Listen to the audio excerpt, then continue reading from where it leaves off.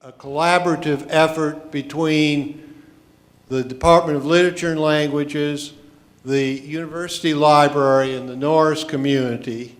And what we ended up doing basically was to talk to some of the key players in the Norris community who got involved in some community activism back in the mid-1970s. And they formed an alliance with the university. At that time, it was East Texas State University, and pulled in some people to help them make improvements in the Norris community. Now, the Norris community was the all-black neighborhood in Commerce, and at that time, that was the only place where blacks could find houses and apartments to rent or own or lease. And the city had not made improvements in the streets, sewage, sidewalks, and the businesses were not hiring blacks in positions of any great number. So they organized to put pressure on the city, government, on businesses to make improvements. And so that's what we've documented, and we've brought together some of the key players in that. It has turned out to be a very effective project for us. Shannon has gotten some of her students involved in doing research and interviewing some of these African Americans, and it looks like some great research will come out of it. I think a bunch of great research already has, and largely in partnership with these folks. And I'm really pleased to introduce these folks because they're sitting together for the first time in a very long time. These gentlemen, and I want to tell you a little bit about the context in which we're working here, and a little bit about kind of the historical trajectory, but I'll try to be as quiet as possible because I've got some questions for them, and I know that you guys do as well. But this is a university community collaboration that we had nothing to do with, not a thing. There was just some really amazing people who got together and did some amazing things that had a trajectory that continued. Some people represented on the panel include some leaders that continued to do amazing work throughout the decades on behalf of the entire city of Commerce. And then we have some folks who continue to do fabulous work in other parts of the country, Oregon, Colorado. And we have here, I think, a real-world example that we can learn from all the things that we've been talking about for the last few days. What does it take to bring communities together? They can tell us because they did it. Their motto was building communities together, or something like this, right? Anyway, it's a story about writing democracy. It's a story about pushback. It's in capturing this local story. It's also a story about really neat collaborations because we're talking about the 1970s here, and we're going back to the 1970s here. And I'm partnering here with Jim Conrad, who's recently retired, who has built a treasure trove of historical artifacts in the Northeast Texas digital collections, which we continue to work with. And here we have this fabulous moment recorded that's very inspiring, I think, certainly for me as a model of pushback that we can then call back on, but it's being recorded so that it goes into the archives as well, and then here we go. I'll let them panelists tell you something about writing democracy and commerce in Texas in the 1970s, but I also want to announce the Writing Democracy Award. This is still not scrolling. Have you seen anything but that one picture? Huh? Next. Okay.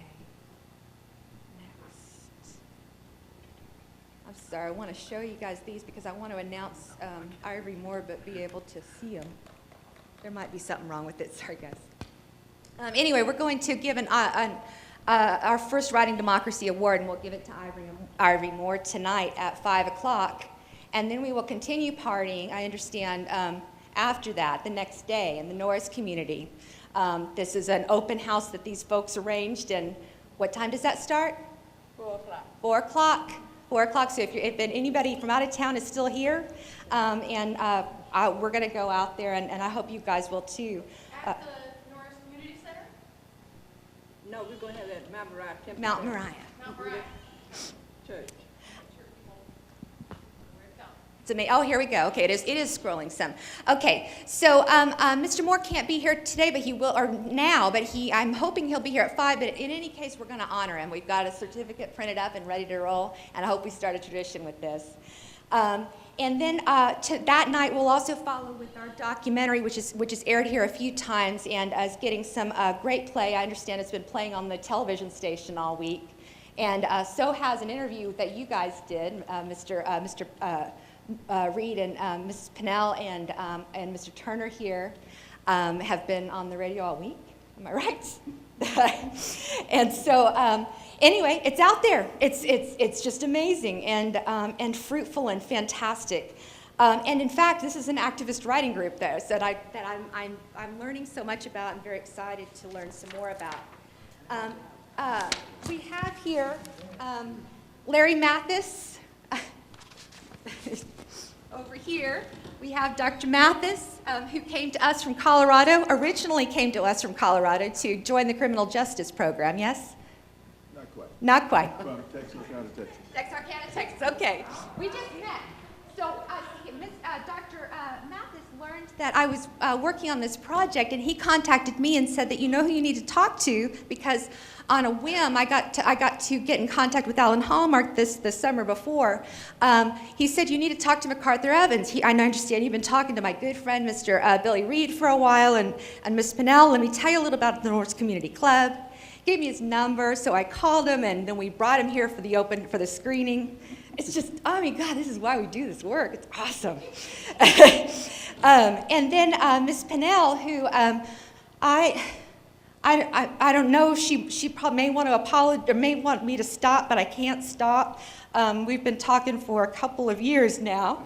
Here she goes again. She says, Shannon. But she said, you're a mess.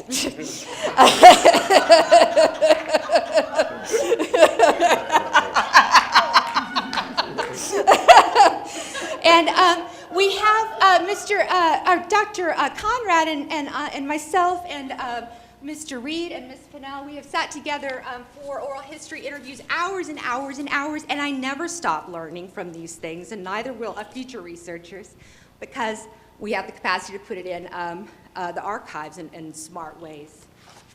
We've had several local panels where we've learned even more, where we brought the community together. I guess it's sort of a story circle, where we've brought in, we have Cheryl Westhaver here, a local history librarian, who's at the Commerce Public Library, and by day, the nurse, and by night, and really learned a lot, I think, about the way goodwill, I think, helps us do things that matter, even without resources, but resources would really help. She can tell you something about how she's sitting there with these great records in the basement that leaks, and why we might need to digitize these things. And certainly Dr. Conrad can tell you something about the complexity of managing limited resources at a university library. So anyway, this group of former citizens mobilized for social justice, but a little bit of background is important, I think. I want to share with you a trailer about the video that we want to show tonight, and it's just to kind of get you enticed. And I'd like you, if you haven't, why does this keep sticking? That's making me frustrated.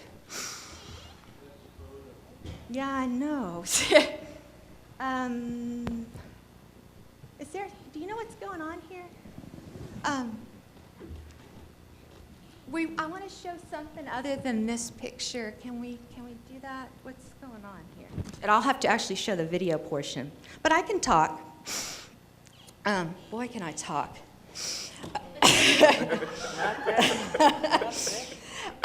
Okay, so we are on the campus of what used to be Mayo College, established in 1889 as a normal college to teach rural white farmers and teachers in a very kind of progressive way. The women and the men students were both subjected to the same kinds of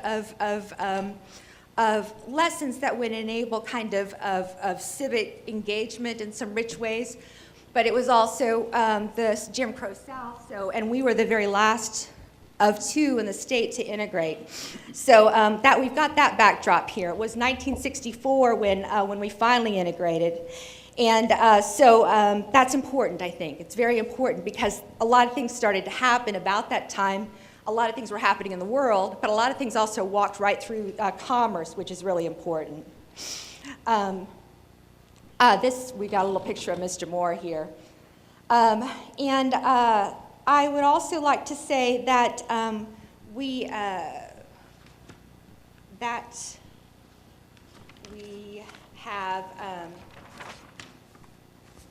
have with us some of the very first students who attended A&M Commerce once we integrated. But let's go ahead and look at the trailer now that we have that up.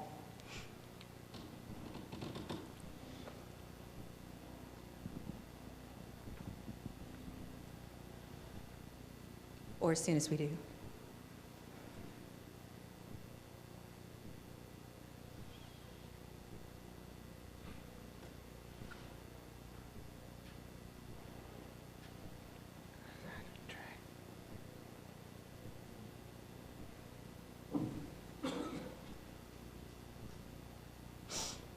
Like contortionist.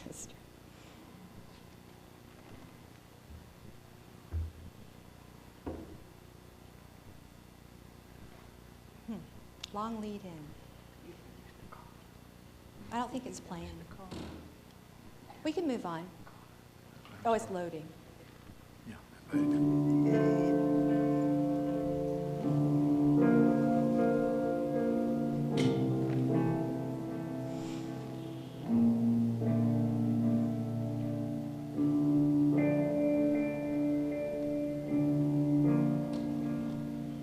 In most cities, in Texas, I know because this is my home state, the railroad track is that dividing line, and that stands to even here.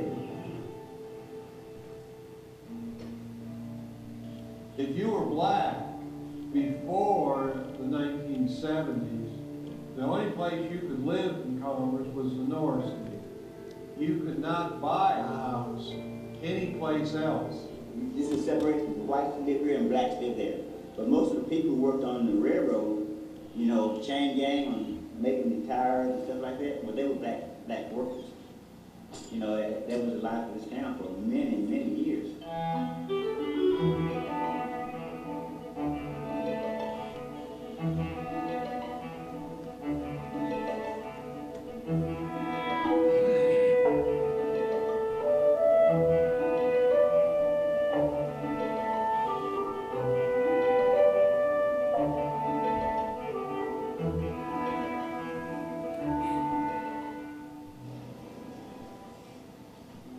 These, what we have now is, these are two cemeteries. This is Lebanon White Cemetery, and this one is predominantly, well, not predominantly, but it is all black cemetery in life as well as in death. There is separation. Couldn't go to the same schools as these. Now these two people in school together, they did fellowship together, they go to dinner together, they eat together. These people didn't complain about it. And these people over here, they didn't complain about it, they just accept it as being the way life is in the South. Those walls against black full participation in our society started to crumble in the 60s and 70s. The tracks are still here, so it's still a dividing line between the Norris community and the other section of town, and that's in most cities that you'll come to. If you want to go to the black side of town, And it's the same way there. You can find your rundown side of town, On the other side of the track, as they say. I should say that to prepare for this, Luca came to us with some really good film training from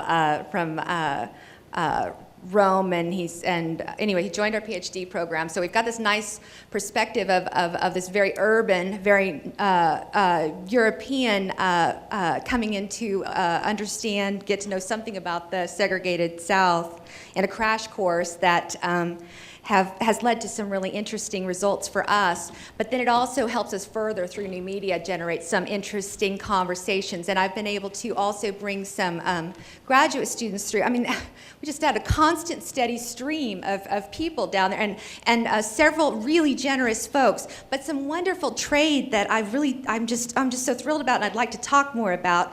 But that things like Mr. Turner here, who's the superintendent of the Sunday school that is out Mount Moriah, the oldest church in the Norris community. There are several very active churches in the Norris community. Where I'm bringing folks, graduate students from Saudi Arabia and Italy and Thailand, and so he brings these folks in, and several have come, right, to talk to large crowds. 40 people and run that to kind of exchange ideas. We got the local and the global going on, and again, we didn't have anything to do with it. Just the generosity of the community that we've learned from. So I'll just do a quick little introduction, but then I've got some questions I want to ask, but I also want you guys to ask questions as well. And the questions are just to situate where you guys came to the Norris community.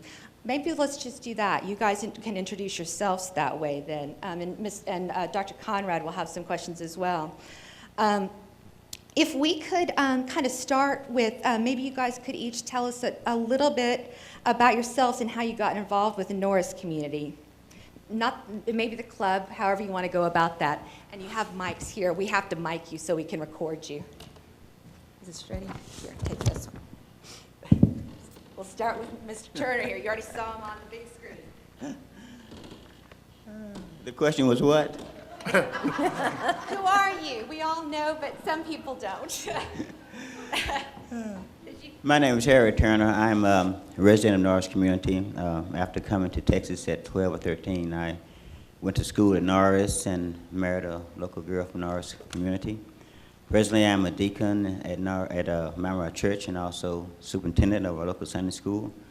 I'm active in the community in a way that I can, trying to help and aid those who are somewhat less fortunate than others.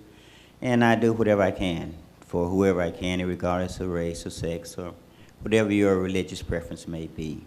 I think we're all brothers and sisters, and we all should accommodate and help each one as we possibly can. So I'm not as illustrious as some of these here, not as world-renowned, but still, I'm still Harry. I need to follow up on that though, because he is. Hello. Okay. So one of the many reasons why we asked Mr. Turner to be on these panels is because he represents a really interesting thread of writer in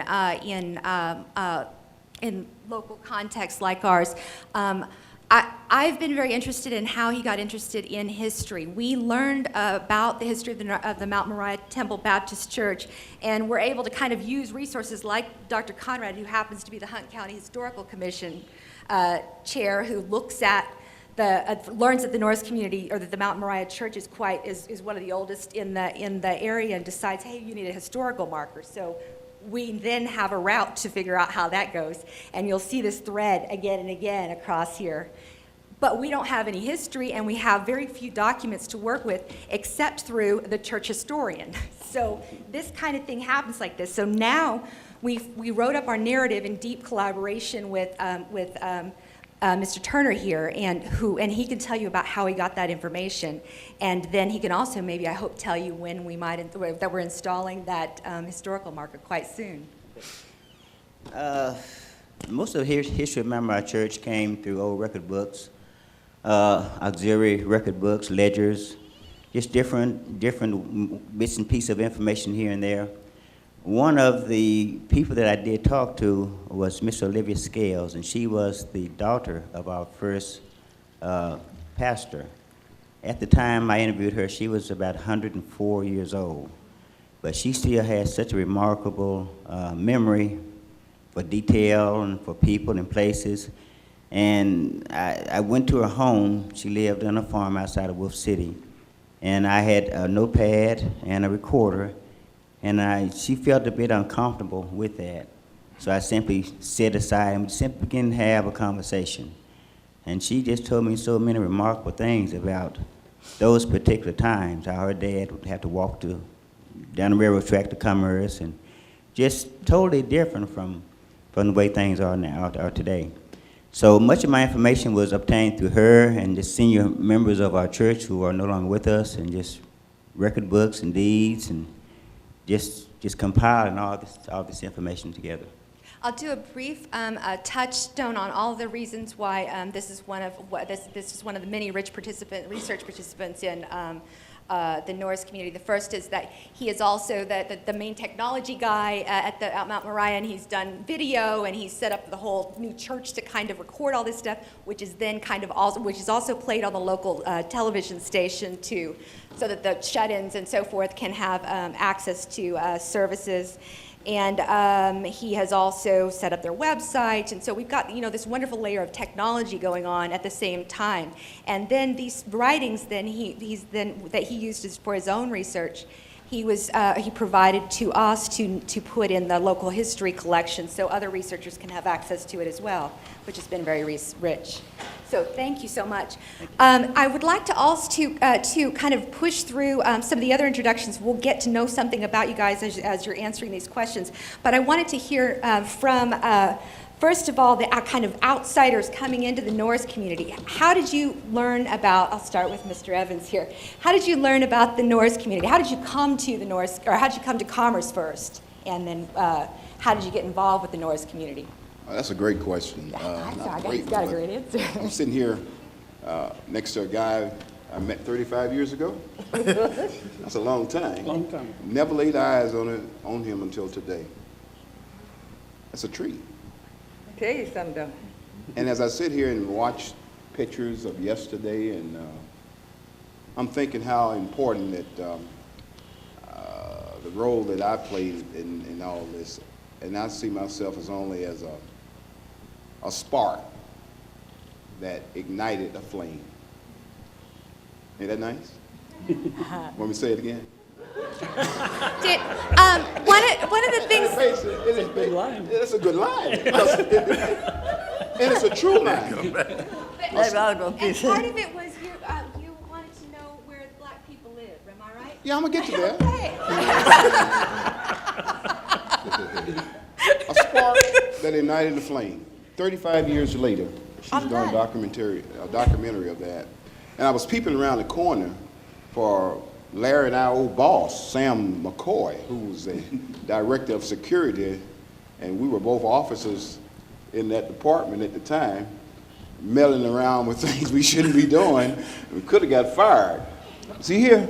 No, you don't. It's too late. I don't think Sam knew we were down in the community doing things that we shouldn't have been doing.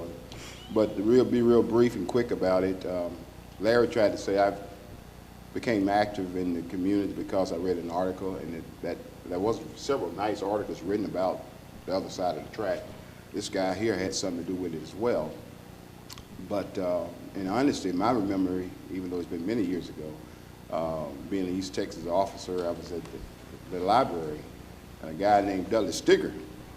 I was just inquiring about where the African Americans live in this community, on this campus, a very beautiful campus here, East Texas State University, what it was called at that time. Beautiful buildings, intelligent people, doctors, and it just looked so nice.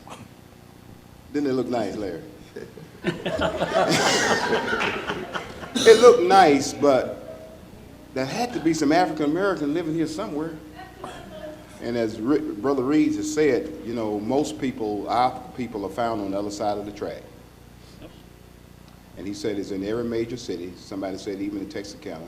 And I'm from Chicago, and it's even in Chicago, got this great big train section that separated African American from the other people on the other side. I call y'all Anglos now. But anyway, so I know about that track thing. It's a very good thing. So Dulles told me there were where the African Americans live. He used the phrase, they're down in the hole. The hole. Very bad. So anyway, so that's where they are. Across the track, down in the hole. And I said, okay, I'll go down and meet them. Then he mentioned some conditions that were down in the hole. Sewer problems, outhouses. And being from the South, born in the South, I remember the outhouses. I used the outhouse. Hello? Yeah, when I was a little boy down in Selma, Alabama. And so I knew about outhouses, but I couldn't believe in 1973 that people still were using outhouses and unpaved streets and a community that's been neglected, way away from the university, down in the hole. I just couldn't see that.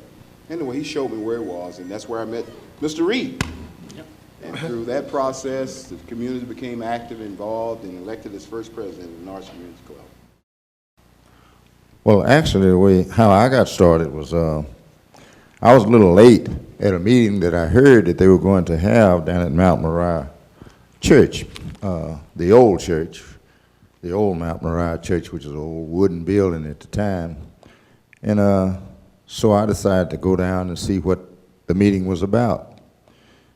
And I happened to walk in the door, and they were discussing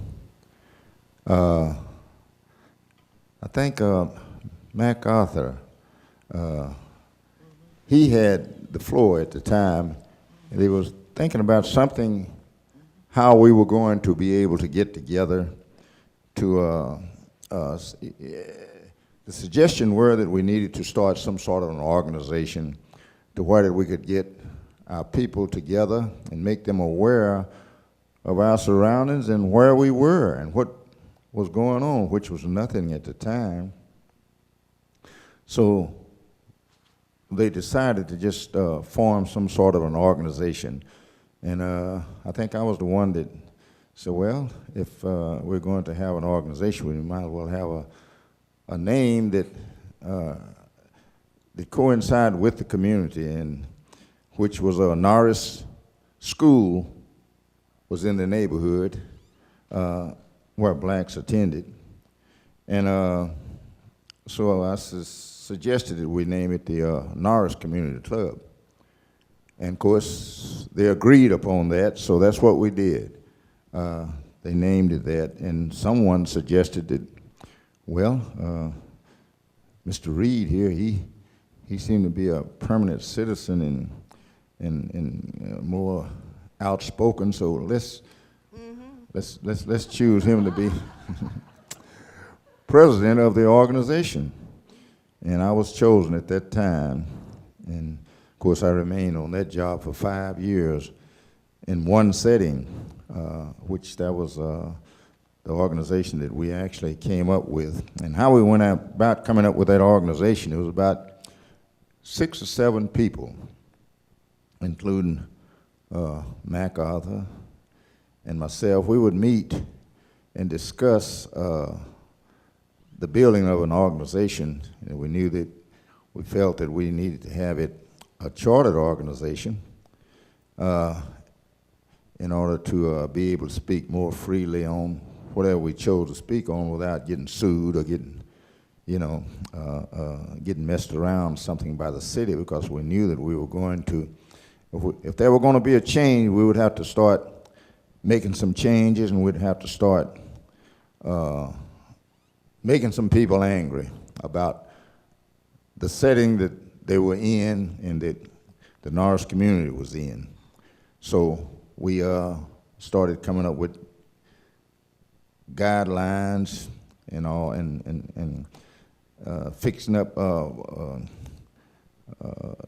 different arrangement that we were going to, if we were going to have an organization, we would have to come up with bylaws and guidelines and all this in order to be able to become a chartered organization. So we started to working on that, and we had people from the university that was out there working with us. Another lady in the journalism department was Mrs. Wheat. She was in journalism, and her daughter was going to school out here at East Texas State University at the time. And they were, the two of them was in journalism. And we met a young man by the name of Allen Hallmark. He was affiliated with the university out here, I think, a student at the time, but he was also in journalism, and he started to write articles and things and get it into the newspaper about the Norris Community Club and about what we were trying to do to get out of the rut that we were in and get some things done in the community, kind of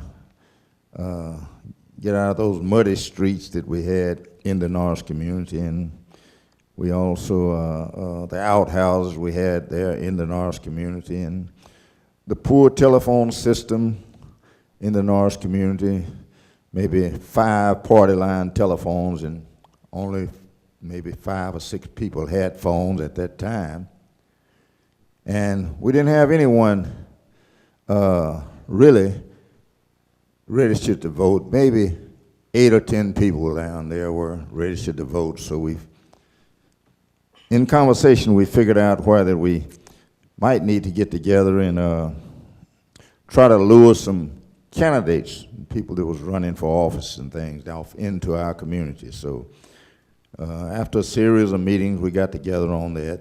So we came up with a voters registration drive that we got, I'll say, maybe 200 people or more registered to vote, some of which had never voted before in their lives. They'd never been registered to vote. A lot of them didn't even know anything about registering to vote. It had never been brought to their attention. But anyway, we got that done. Then we started candidates to come in to the community to try and get elected. And because they knew that there was votes down there and they had to come after them, and of course we were already prepared for that, we decided to have the candidates speak out at Mount Moriah, which and the other local churches around, which is Griffith Chapel and a few of the Pentecostal churches. They would come down and they would, but I was already elected as president of the organization, so we had got together, and I had something for them when they came. I wanted them to explain what they were going to do for us when they came down, if they got elected. And of course, we'd already decided that we were going to what you call a block vote on some of the candidates that we chose to try and get elected. And if they wanted our vote, they had to come and get it, and that's what they had to do. And they came down and they spoke with us, and of course, they would all come with good advice, which most candidates come with a good advice. They get you to laughing and enjoying things, and then, you know, they figure they can just pull the wool over your eyes, you know, just give you anything. And in most places, people fall for that.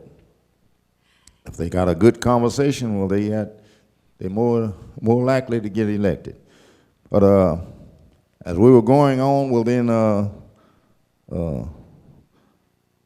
along come another young man by the name of Larry Mathis.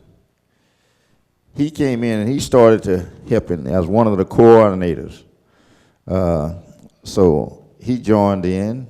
He and his wife, they would speak with us on certain occasions, and of course there was this guy, the name of Willie Booth, his wife, Yvonne. She was a student out here at East Texas State at the time, and she was the one that actually helped me out with my first campaign speech. But let me back up a little bit here. During our talking and our conversation and all, well, we came in contact with the the dean out here by the name of Ivory Moore. At first, we ran Steve Favors from out here. He was a local, he was a Texarkana student that was going to school out here at East Texas State. And we ran him the first time for commissioner. Of course, we were unable to get him elected. But we felt that we needed to have a commissioner, one that understood the needs of the people in the Norris community and was willing to do something about it. So we chose to ask Mr. Moore to run, and he ran for the commissioner. And of course, he made it, but he didn't make it all on our votes. He made it because his name was Moore. And at the time, we had a previous commissioner. His name was Moore, Eddie Moore, the one that was over the working on televisions and all. He had a business downtown. And during the election day, people were out voting, and of course, I happened to be standing pretty close to Mr. Moore, Ivy Moore, and people was coming out. I'm talking a lot of white people was coming out. Well, we voted for you, talking to Eddie Moore. And of course, me and Ivy Moore, we were standing there close. We understood and Eddie Moore referred to the people. I'm not running for election this time. My term is over. You know, Mr. But they Moore, were still coming out talking, we voted for you. But they were talking about Ivy E. Moore. And I think a lot of that was how he got elected. And in rhetoric, Mr. Moore, or Mr. Reed, we call that all the available means, right? So we well, whatever yes, it takes but to persuade, right? Yes, but we weren't aware of the fact that this is what was taking place. But it's brilliant. it just so happened because we had already chose to block vote to get Mr. Ivy E. Moore in as a commissioner. What did he? I'd like to say just a word or two from the perspective of writing on Mr. Moore, whom, as we said, we'll honor tonight. He came as our first African American administrator, in part in response to some demands made by the Afro-American Society of East Texas, a relatively radical student organization that in 1968, the very same year that John Carlos and Tommy Smith did the Black Power salute at Mexico City, John Carlos, having been a student here just the year before, he went to, and Mr. Turner here knows John Carlos, ran with John Carlos. How did that go? Oh. I say, you guys, you see so funny. He said, yeah, he left me in the dust.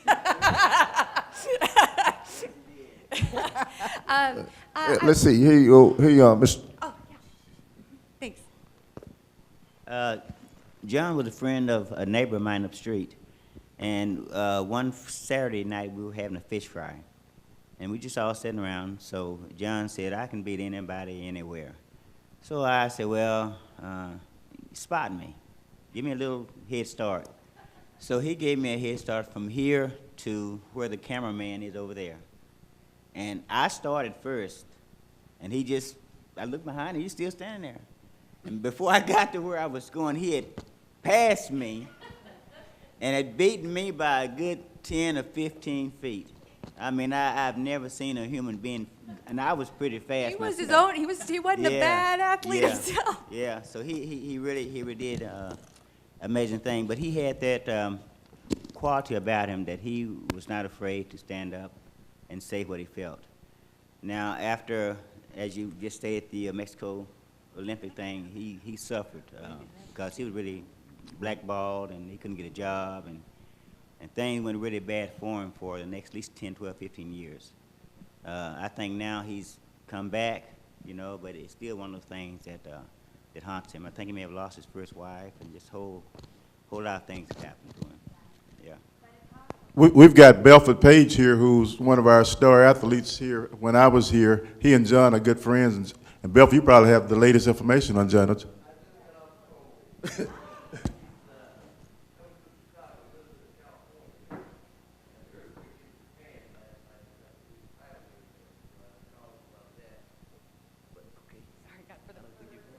But anyway, he said, you guys are doing a great job to give you guys the kudos. I told him what was going on with Dr. Moore. He says, hug Dr. Moore this evening, him and his wife, and tell him that he really loves him. Because during that time, you know, we left Mom and Dad and them in Dallas. I was from Dallas. And, you know, we had the group with Dr. Talbert, J. Mason Brewer, Dr. Ivory Moore. Those were some of the first black professors here. And Coach Sam McCord, I called him Daddy McCord because I was a defensive back. And he just took us under his wing. So, I mean, it's great people come from challenging times, you know.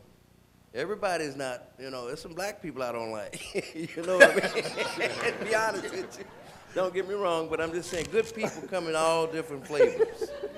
And so I want you guys to know that this is a, you know, a historical moment, and I applaud you guys for, now's the time. Dr. Talbot used to use the phrase zeitgeist. Nothing's going to happen before God says it's going to happen. So now's the time, and like I said, John said, kudos to you. We're trying to get a track meet in his name. We got track students here now that don't even have warm-ups. And we've got a resistance here still that's saying, well, we don't want him involved in our program. Well, it's about our kids. It's not about us no more. It's the school and the kids. And if we can get a John Carl, they have a 30-foot statue of he and Tommy Smith in San Jose State is where he teaches. And, you know, people come all the way around the world to see this guy, to see the statue. So just the economic impact that it would do to the school, we're on the A&M system now. Their music, you saw the big music building they built. Dr. Shannon, you might want to get your mic back. He was, yes, please, that's good, yes, please. No, John he came here from Harlem, New York. John Carlos. And, you know, like I said, that just happened to happen during that time. He and, I think, Dennis Dice came in. They recruited New York and the East Coast athletes. Right. And they got athletes right here in Dallas and Texas, but they went north somehow. Yep. Harlem, New York. Right. Yes, I think it was, wasn't it?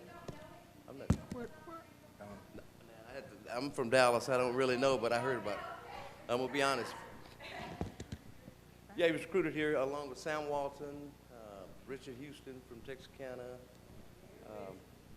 Yeah, so that was like the first, I think the first black athlete here was Curtis Guyton. Yeah, 66, 65, 64. I remember him. I also want to add another connection that many of our students aren't aware of, many researchers are not aware of. Tommy Smith, the other fellow of the Black Power Salute, also spent a good amount of his life in this area in Clarksville, which is adjacent to us in a farming community. Then, as I think he was maybe 12 or something like this when he went to San Jose, to California area. So yeah, we've got some connections here. So, and the sign that I meant to say something about was hanging in Greenville. There's a gentleman here who did a lot of research on that, but it hung from 1921 until the late 60s. Though there's some question about what it actually said. Just to set the context, could you say something about that, Dr. Mathis, there about the sign? Yeah, the sign said, "Home of the blackest land and the whitest people."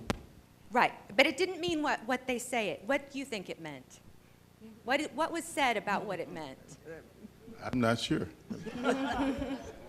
I thought it meant what it said.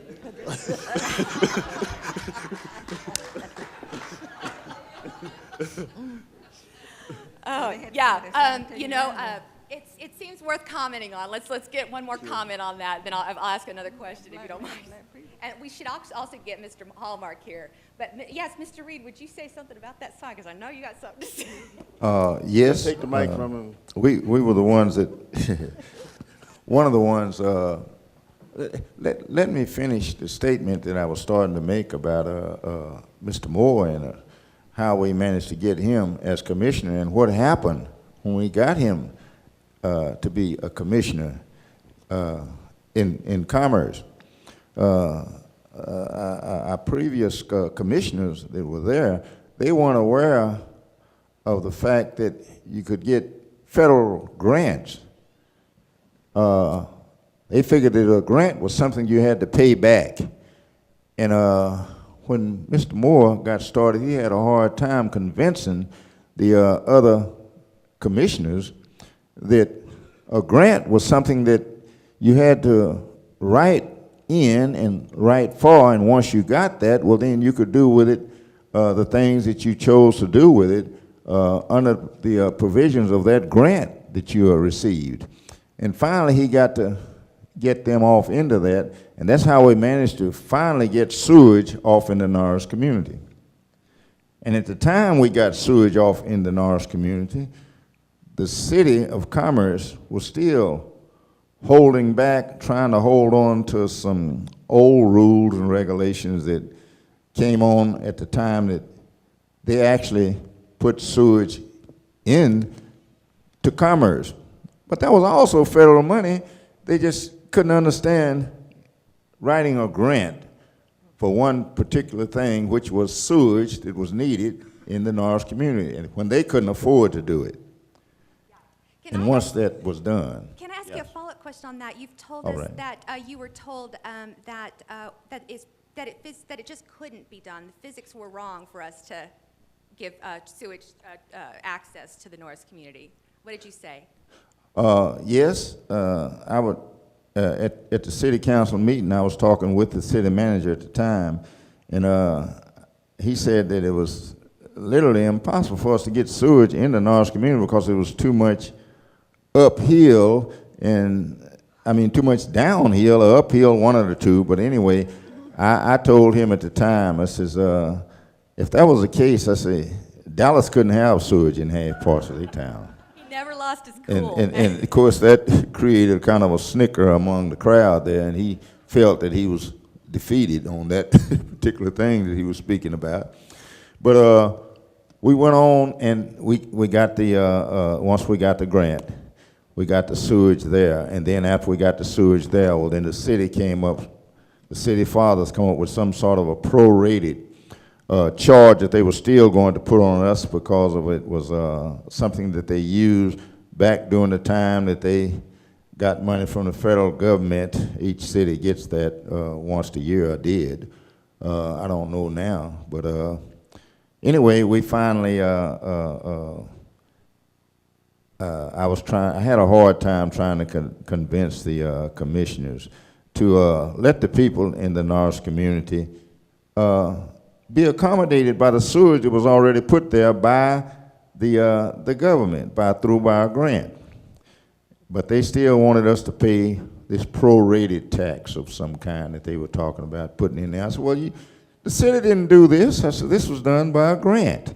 But still, the commissioners, they held on to that fact until they finally got one old lady off in the community there to come up with a down payment on the connection charge, the connecting into the sewage line and running a line from wherever her bathroom was to be in the house out to the street where the sewage was running by, that we were unable to be able to couple into after getting the sewage put there. When the other parts of Commerce got the sewage and it was just there. In other words, they coupled into it, and we were paying revenue sharing the same as other parts of town, but we never did get anything from that revenue sharing. So this was the argument that we had. And Mr. Moore, once he was commissioner, well, he and I would talk sometime nights, and I would also get input from Dr. Moore and from Dr. Brewer, rather, and from Dr. Talbot, Dr. Dave Arlington Talbot. We would sit down, we would talk. He would help me out a lot of times on different speeches and things, what to say to the city in order to get certain things done that we needed to be done, and I would talk it over with my panel which was the rest of the coordinators and so on in private meeting before we'd go to before I would have to go before the city council and explain to them what we needed and what the things that we chose for them to do. But eventually all of this came about, and with help from Dr. Moore, he and I would talk, and we would talk about things, and he would tell me to bring it before the council. And of course, they would have to act on it because he was there to make sure that they acted on it, because he would speak on it. And so we got things going. Is that what you was? That's perfect. That's great. I wondered, you mentioned Mr. Hallmark earlier. I wondered, Mr. Hallmark, could you say something about following up on what Mr. Reed already said about your role in the Norris Community Club, and then we can pass it on to the other coordinators? What got you involved, and where'd you come from into the Norris Community Well, Club? I was a token white guy in the Norris Community Club back in and I'm the token white guy again, I guess. There's several people out here that probably should be up here instead of me today, because these are the people, who lived in the community or who, went to school here and were interested in improving the situation that the African American folks were living under out there in the Norris community. I came here, I was an activist in the Army against the war, and after I got out of the Army, and I had been involved in a peace activism, and I'd also been very interested in the civil rights movement as a young man. And so I came here to go to school and become a journalist. And so I thought I should find out what's going on in this community as long as I was here. So I got on my bike and rode around town till I found where the black community was, and I went right to the railroad tracks. Because I said, I'm from Texas, I'm from Fort Worth, and the black community in Fort Worth was on the other side of the tracks, so I figured in commerce it's probably the same. I rode over on my bike, and I asked some people, is there anything going on here? This is terrible. On the other side of the tracks, they got good pavement, they got lights, they got everything you need. On this side, people are living in, terrible conditions. And pretty soon I found out that there was a Norris Community Club, and they met on a certain night of the week, and so I showed up.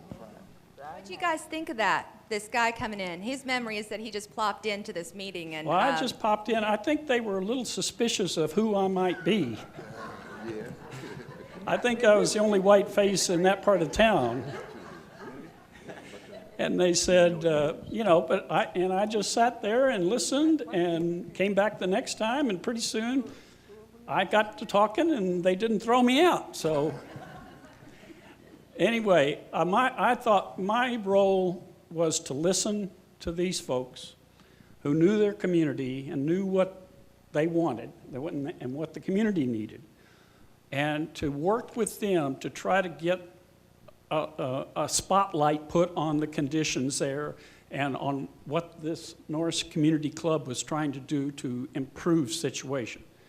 And I had some skills as a budding journalist, and so my thought was, if we can get some of the white people who who care about people in general and who aren't racist, if we can get some of them to come with us and to realize what's going on. A lot of white people didn't even know what was going on in the Norris community. They, maybe they just shut their eyes to it, but we needed to open those eyes and get them to do the right thing. So I thought my role is to take, the message that these folks came up with, take it to the local newspaper, and try to get the local newspaper to write stories and get some action going. And I did as much as I could on campus to tell the story of the Norris community. And you kept telling it, right? I want to kind of segue into Dr. Mathis saying something about an article that we thought for a bit was written by you, but it turns out it was written at the same time, and there's some parallel stuff going on. It's also called the other side of the track.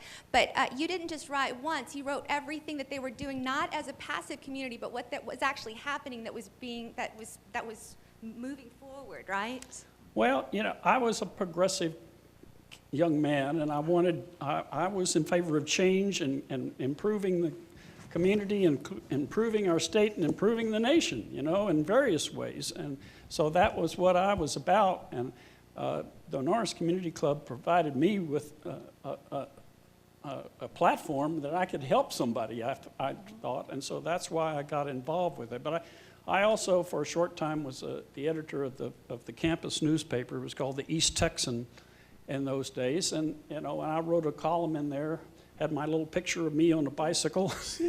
Yeah. Remember that. And I wrote about I went to the Board of Trustees meeting one time and sat there at this fancy lunch where they were eating all this good food and then I wrote a column about, all this fancy stuff they were doing, and why can't some of that money be used to help people and help the school get better, So that kind of thing. How did, so you were here from 73 to 76?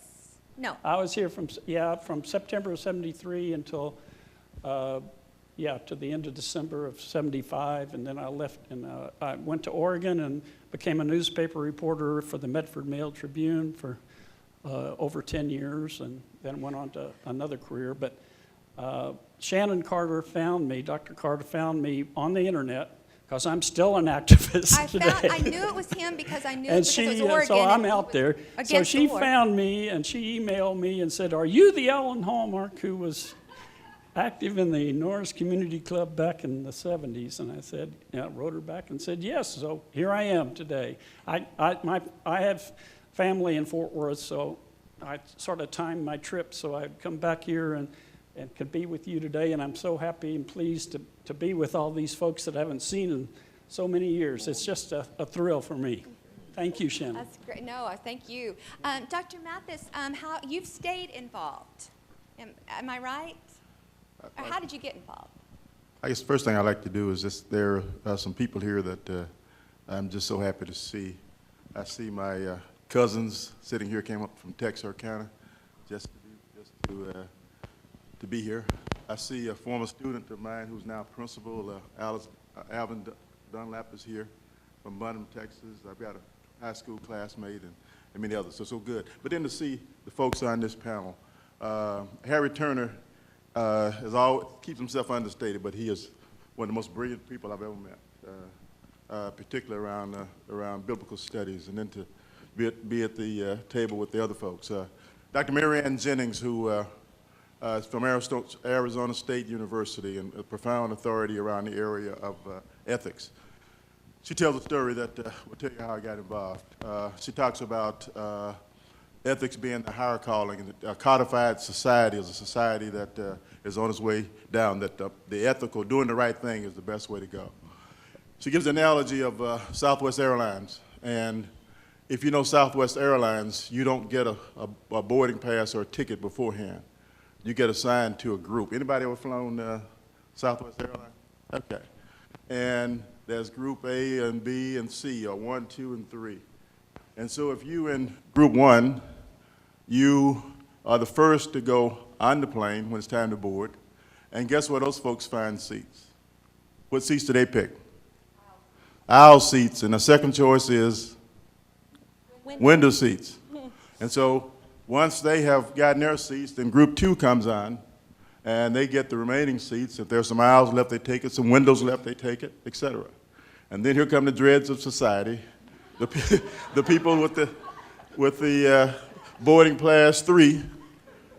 And guess what the people in the aisle seats are doing when people with boarding class C come on? Putting the stuff in the middle seat. They're looking down. Because they make contact, they're gonna say, here's an open seat. And so for me, I was around a guy that was reporting to me, working for me, and I think he still works for me, but he doesn't know it. He was extremely passionate about this Norris community, extremely passionate about going over and eating lunch with Billy Reed and Opal Pannell and just all kinds of stuff. And I'm saying, boy, you're a police officer. I'm in the aisle seat right now, and I got to focus. I'm here for a reason, and on and on and on. But Mac became so passionate, and all of a sudden, guess what, folks? I looked up. And all of a sudden, I connected with the Opal Pannell and a Billy Reed, and I saw their heart and I saw their soul. And I remembered back in Newtown, I was only 7 or 8 years removed from when we didn't have toilets, et cetera. And so I connected with people that was more human than me, people that taught me so much. And so I challenge each of you to, if you're in the aisle seat or in the window seat, you might choose to look up.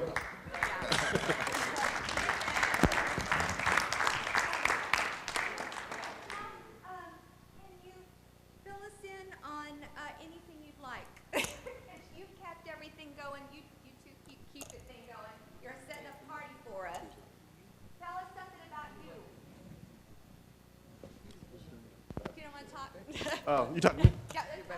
Pannell. I'll put it, yeah. She'll be telling me what to say. She got the notes here. When you get old, you have to start writing notes. So. I'm getting old, I had to do some writing. Norris community was organized in 1974. Our first meeting was called September the 8th. At Mama Temple Baptist Church. There was 100 people there. We was to elect officers that night. And so we decided, who shall we give for president? Nobody wanted to be the president. Who shall we give for president? By that time, Mr. Reed stepped in, walked in. That's the man, that's the man, that's the man. Because we knew that he could talk. He don't care. He gonna tell you what you know. And Bill be so. What's that? I gonna talk to him. Y'all scared to talk to him? I talk to him. So we elected Bill Reed for the president, and we elected for the vice president. We elected Bertha May Brigham instead of Bill T. Heston was the next year. I was the secretary. Miss Clara Field was the treasurer. And of course, she has passed on last month. She was 92. And she was a good treasurer. She kept up with the money. Her Larry kept up with the money. So in organized, we decided to have some cards made with Norris community.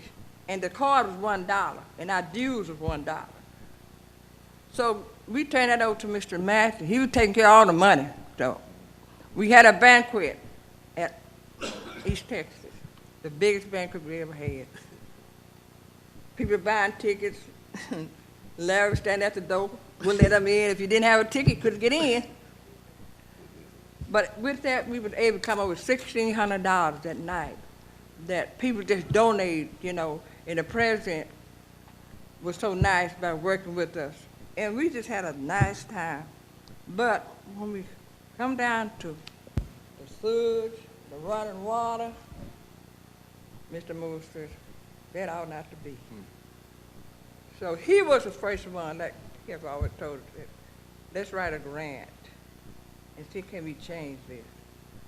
So he did. He wrote the grant, and we were able to get sewage, running water. Lots of them didn't have it.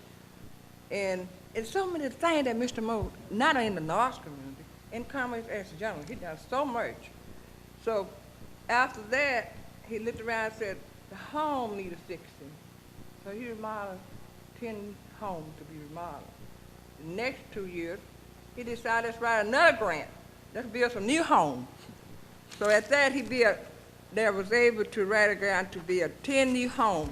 So there in the Norris community, we got 10 new homes that was given to the low-income people, And And so we have done so much in the North community, and we have improved it so much where when we got ready to go to church, we had 2 pair of shoes. Changed when we get there because the street was so muddy, and we couldn't go in the church with all that mud on our shoes. So we decided to change. When we get to the door, we changed those shoes off, put on the other shoes, because we didn't have the good transportation then. So we have come a long way, but we still got a long way to go. And since then, we have integrated. Mr. Moore said, oh, let's integrate this thing. So we got mixed with white and black in the North community, down there in the, what they call the Sunrise. So we had that fixed. So then Mr. Moore said, wait, let's see about the streets, naming the streets. There are some streets we wasn't even named. Somebody had to pick up a name. So we got together and we had 5 street names. One was named A.C. Williams, which was called a Railroad Street. We named it A.C. Williams. Then we had one named Charlie Smith. And then we had another named Champion, Harry Champion. So we was able to give some names to all those streets that people just make up and turn in, you know. You know how it did back in those days. So anyway, what else was left? That there's some honoring going on, and if the slideshow were working, you would see some pictures of some of these other leaders, and one of the leaders would have been Champion, Harry Champion, is that your grandfather, Mr. Turner? No. Oh, your uncle, okay. And Justice of the Peace for a while, am I right? Okay. So okay, I get so excited about this, and we will have several opportunities to visit with these folks. But do you guys have maybe a final word, or maybe if there's a pressing question, maybe we could take one question, and then I can let these folks go. But we're going to have some time with them this afternoon. Is there a question? What enduring challenges exist right now in terms of Congress governance and representation? What are some of the enduring challenges facing the Norris community and the African American community today that need to be resolved? Was that you speaking to me? For anybody that wants, Mr. Turner? Yes. I was Or trying. anybody? The organization no longer exists. We lost our charter a few years back. But, well, a lot of the challenges now that we face in the community is the lack of jobs and the lack of being able to communicate with the newcomers. I say people that have moved into the Norris community within, I'd say, the past 10 or 12 years. They have no idea about what our community is about. They have no idea about how that we can get together and get jobs and things in the community. We have not had the type communication with the city commissioners that we once had, due to the fact that most of your commissioners now choose to hide behind the city manager.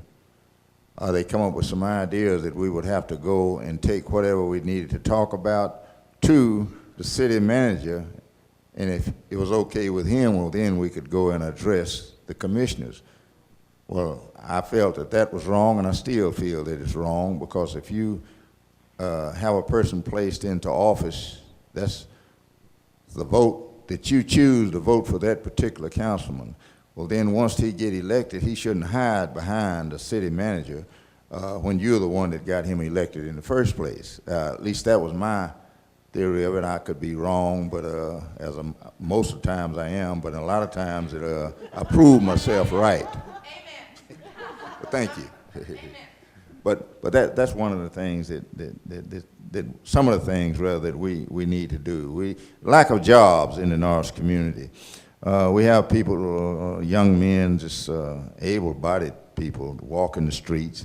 Most of our employment now, back when I was actually working in commerce, I hope to build a lot of these buildings out here at the university. But now, the youngsters, there's no such thing. They can't, they choose to hide behind contractors, and most of the contractors are these Spanish contractors, because most of the black contractors have long since passed on to another world, and none of the youngsters didn't choose to take up working in that field. They didn't want to get their hands dirty or something. I don't know what the deal was, but I know we don't have the jobs here. What about Harry? Yeah, Harry. Yeah, take us home, and then we'll have some lunch. You guys are joining us for lunch, right? Oh, yeah. The challenge facing the arts community? Well, some of the challenges I think facing the arts community are some of the same ones that always have. They may not be as apparent as they once were, but surely we've not cleared all hurdles. Personally, I think the people who lived in the arts community 4 or 5 generations ago never envisioned a time when today's residents would remain in the arts community. I think they foresaw a time when people lived on the east, west, north, and south side of Commerce, and not just be restricted to one neighborhood. Of course, the neighborhood has been integrated. We have all different races living within there. But still there is, in fact, segregation. Our churches are still segregated. Many of the barbershops segregated, a lot of them, beauticians. So there's still some businesses in some places within the community, and not just Norris community, but throughout this entire area, that you still have segregated parts to it. But things are changing. My grandkids know nothing about my experiences, even though they can watch it and see it, and I tell them about it. It's just alien to them. So there are some changes and there are some challenges, but we have people who are meeting them. Norris community is an aging community. Many of the residents who once lived there have since moved away. The young people, because of a lack of job opportunity, have gone elsewhere. And we have a lot of people from other communities, other cities, are moving into Norris community. So the face of it has changed. Their drive and determination that once was evident in Brother Reed and Mathis and this young man here doesn't seem to be there. You're younger than I am. So it's, you know, it's still good. We're still having a good time, and things still marching on. The dream has not died.